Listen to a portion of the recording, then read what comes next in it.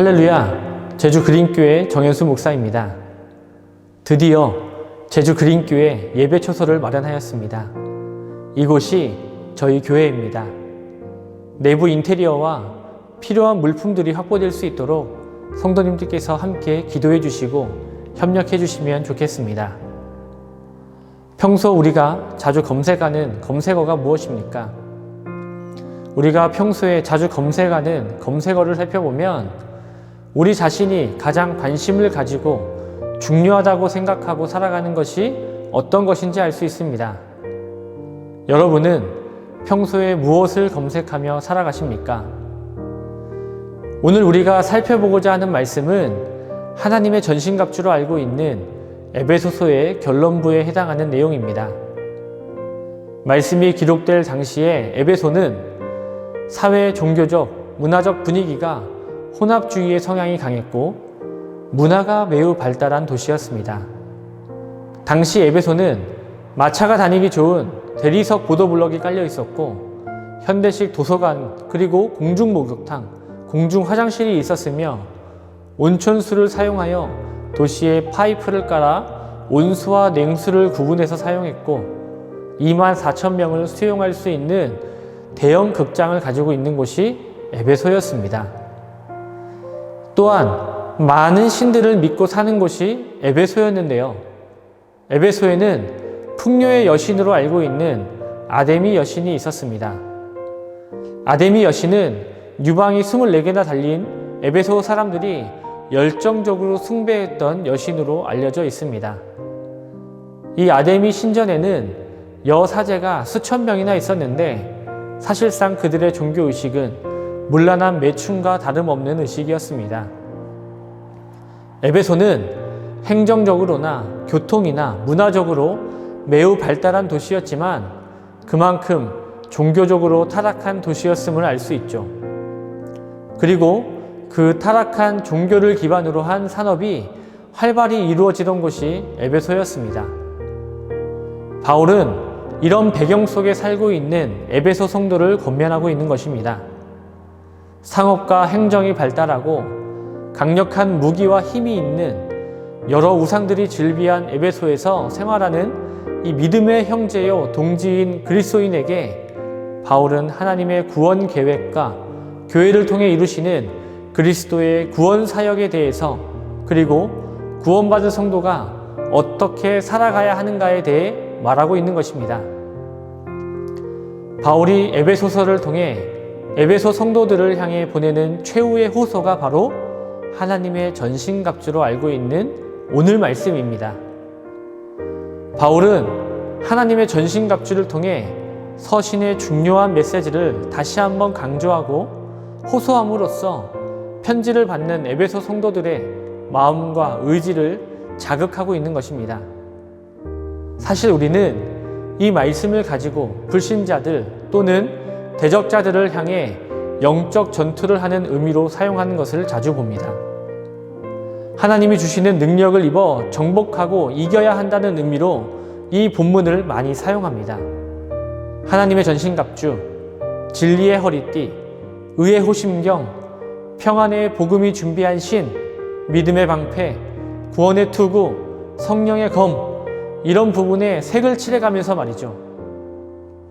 여러분들이 믿음의 군사가 되어야 합니다. 싸워야 합니다. 점령해야 합니다.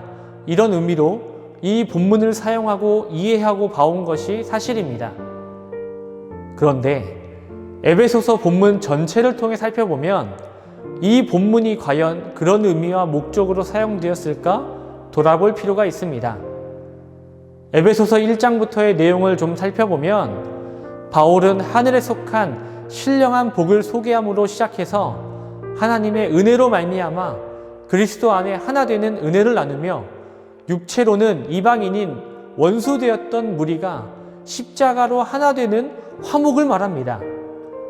그리고 그리스도의 사랑을 말하며 이 모든 일을 역사하시는 하나 되게 하시는 성령님의 사역에 대해 말합니다.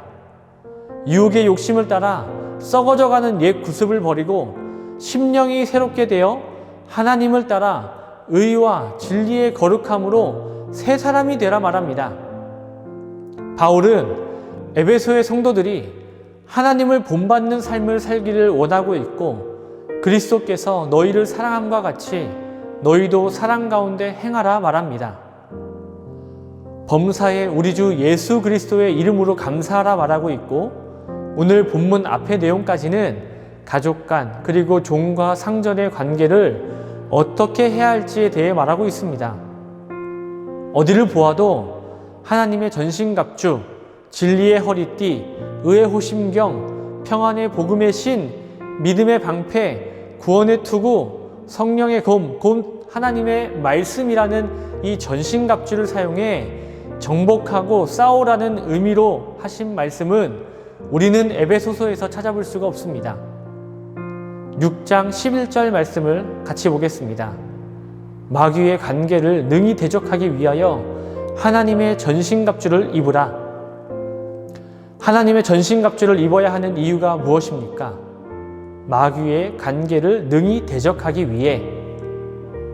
개역 개정판 성경에 대적이라고 번역하고 있지만 여기에 대적이라는 말은 맞설 수 있도록이라는 의미입니다. 그리스도인에게 어떠한 어려움이 있을지라도 마귀의 관계가 올지라도 담대히 맞설 수 있는 영적 상태를 갖추라는 말이죠. 에베소를 여행하다 만났던 가이드가 참 기억에 남습니다. 에베소 이곳저곳을 둘러보던 중에 가이드가 조용히 저를 불러 에베소 도시를 장식하였던 문양이 새겨져 있는 큰 돌을 보여주었습니다. 그 돌에 새겨진 것은 전신갑주에 나오는 각종 무기들을 조각해둔 그림이었습니다. 그러면서 이렇게 말했죠. 에베소 사람들이 이런 것들을 의지하며 믿고 살아온 것이라고. 바울이 에베소서 6장의 전신갑주에 대해 말한 것은 그들이 의지하며 살아가던 대상을 하나님의 말씀, 하나님으로 바꿔주려는 의도가 있다고 말이죠. 수없이 에베소 가이드를 하며 에베소를 둘러보고 또 에베소서의 6장 전신갑주의 말씀을 볼 때 우리가 생각해왔던 영적 전투의 의미로 이 전신갑주를 보는 것은 무리가 있다는 것이었습니다. 바울은 에베소 사람들이 쉽게 이해할 수 있는 도구를 사용해서 그리스도인이 가져야 할 믿음과 신앙에 대해서 설명한 것입니다.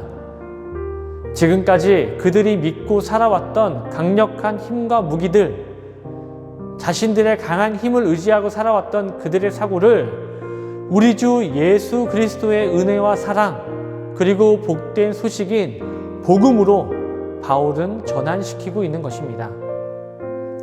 에베소의 문화 속에 살아가던 이들에게 바울은 복음을 가장 이해하기 쉬운 도구를 사용해서 설명함으로써 그들의 삶을 변화시키게 된 것입니다. 우리가 가장 익숙하게 알고 또 의지하며 살아가는 것이 무엇입니까? 우리에게 어려움이 닥칠 때 가장 먼저 찾게 되는 것이 무엇입니까? 우리는 때로 우리의 지식을 또 우리가 가진 재산을 의지하기도 합니다. 능력을 의지할 때도 있고요. 때로는 남편과 아내, 부모나 자식을 의지하기도 합니다. 바울은 편지를 받아보는 에베소에 있는 그리스도인들이 그리고 긴 세월을 넘어 이 시대를 살아가는 우리가 믿고 의지하는 대상이 하나님 그리고 하나님이 주신 복음으로 바뀌기를 간절히 원하고 있는 것입니다. 사랑하는 성도 여러분, 여러분의 검색어는 무엇입니까? 여러분이 진정으로 의지하고 살아가는 것이 무엇입니까? 이번 한 주의 삶이 우리 주님만, 우리 주님의 말씀만 바라보는 삶이 되시기를 간절히 소원합니다.